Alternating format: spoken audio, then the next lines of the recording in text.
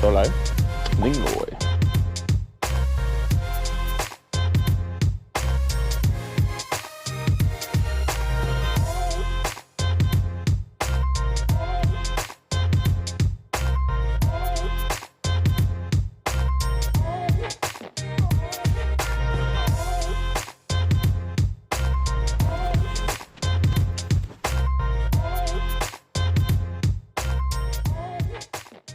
Yes, here's our beloved bike. You can see all the scratches and shits. Hopefully they're not gonna deduct my deposit for this. Let's see this side. A little bit of dust. Oh, I guess I'll have to clean that up today. Well, so today the plan is better leave. It's like 9:30. Today the drive is like 5.5 hours. I'm leaving an hour earlier than yesterday, which is good because, you know, obviously yesterday was not the best in terms of safety and day planning, so on and so forth.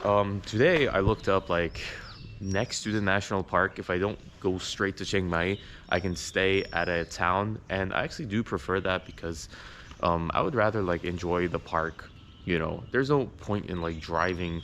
You know, if you're like a speed biker, maybe you like to like race on in these curves, but for me the point is to like enjoy the scenery, and like you go all the way up to the national park, might as well like spend some time there.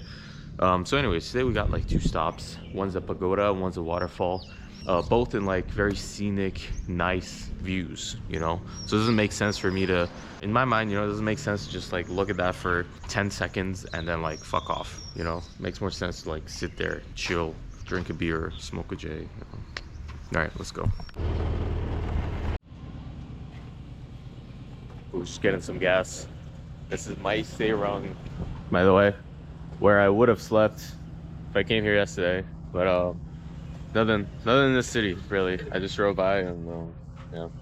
Okay, 110, $3. Kapung Kap. Okay, wait. 1, 2, 3, 4, 5. 1, 2, 3, 4, 5, and 100 Kapung Kap. All right, guys. Once I leave these winding streets of Mae Sairong, we got about a 3-hour ride to the national park. It's quite long, so maybe I'll stop by somewhere, take a rest if I find some good views, you know. But yeah, pretty long way to go. Guys, we got about an hour left. Can't believe I drove 2 hours, but my neck is in so much pain, and I got my backpack on my back. Just wanted to like do a little bit of a leg stretching, you know. Sounds nice. Cool village, you know, farming. Yeah, 1 more hour.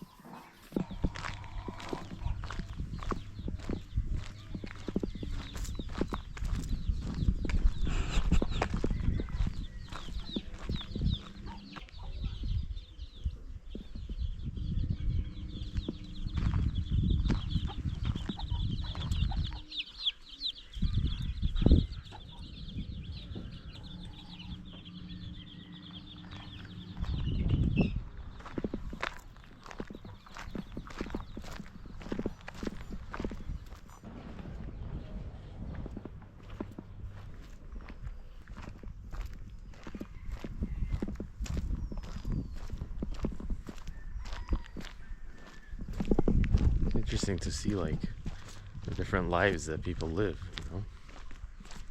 You're born in this village, you have different beliefs, truths, goals in life. Completely different life, but they're also human, you know. Also humans on earth. You could have been, maybe in the next life you'll be born like this.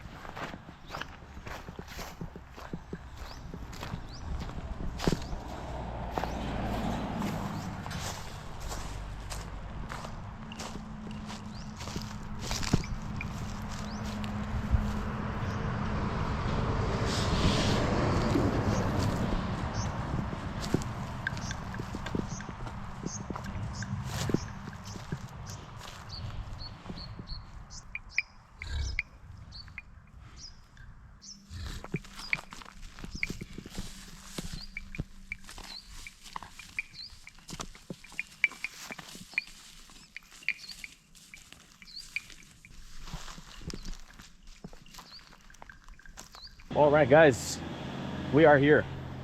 Pagodas. The ride up here was amazing, but very tiring. Just the last part. I'll show you on the way down. Very fun. Okay. Tolai. Ningloi. Oh. Cup.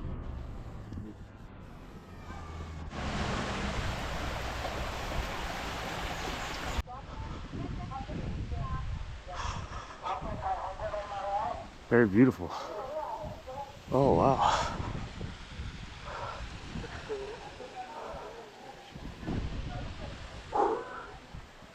Is this real? Must be.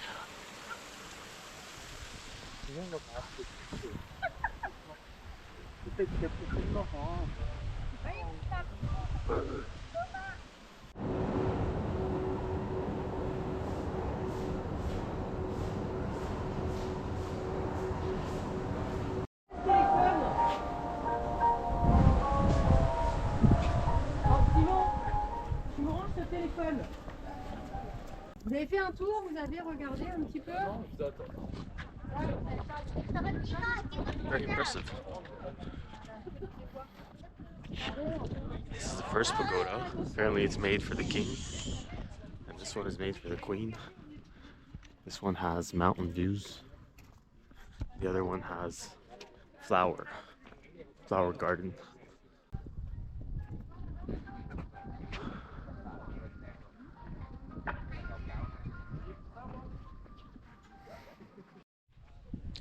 What I like about Buddhism is like this temple is kind of like, or pagoda is like the religious or like philosophical equivalent of a church or a mosque, or like basically the place of worship of your religion. You know, if you can call Buddhism a religion, maybe it's a philosophy. And what's the difference? Who cares? But the point being that whenever I go to a nice temple or pagoda or something like this, some sort of Buddhist monument, it's always in like amazing nature spots like this. And it makes sense because if you think about like the mindset of Buddhism, it's about like the point of religion is to answer, in my opinion, the question of what humans morally should do, like what moral framework they should abide by, and also to answer the question of humans are gonna die and you need to feel some sort of way about this. You know, this is the point. Those two things are the point of religions and philosophies, in my opinion. And the way Buddhism answers that question is by not giving you the answers, but giving you the method. And it gives you, the method that it gives is to connect you with the small and the big. You know, you see this big landscape, you're a part of nature, this big universe, but also there's a small world within you, and the way you connect with the big, the universe, and the little yourself is by, you know, just going through that journey. And that's why I think always Buddhist temples are in the middle of grand landscapes like this. But then when you look at the temples themselves, they take care of like meticulous things, like little flowers, or they will like comb sands and like make tiny sand sculptures and stuff like that. It's a good mindset. I'm a big fan of Buddhism.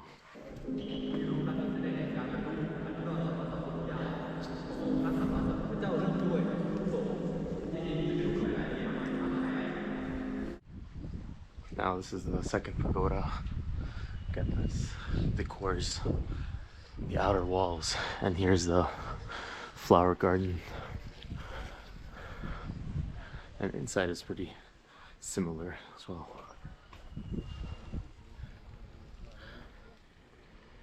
Let's keep going, see the waterfall.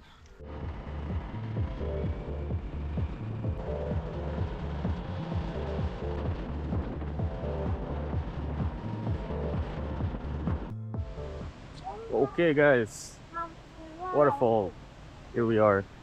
Got like a nice little area here as well. We'll probably get some food. I haven't eaten anything all day, so maybe let these guys pass or not.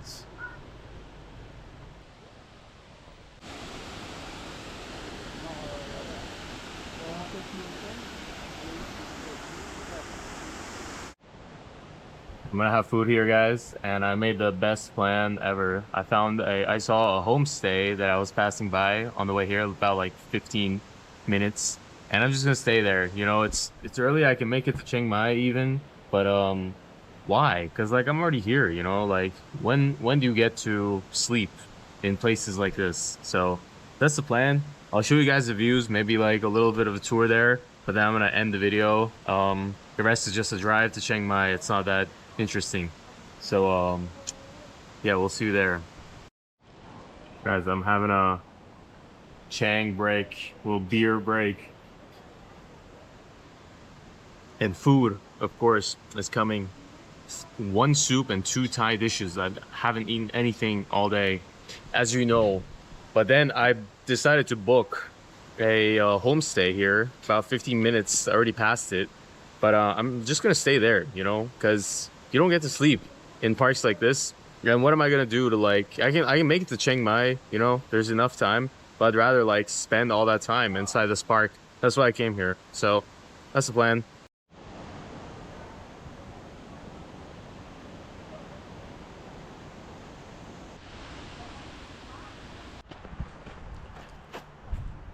Alright guys, so I passed by this place like 15 minutes before I came to the waterfall, and I said to myself, like, why don't I sleep here tonight? You know, what's the rush to get to Chiang Mai? Because how often do you get to stay in a place like this? You know, this view. I don't want to like rush through this whole itinerary, get to Chiang Mai and do what, you know? So I'm probably just gonna sleep here, you know, watch the sunset, all the good, beautiful scenery. And tomorrow is just a drive to Chiang Mai, so I'm not gonna even vlog that, you know. If this video is published, just assume that I made it back safe. This is the conclusion of this amazing motorcycle trip.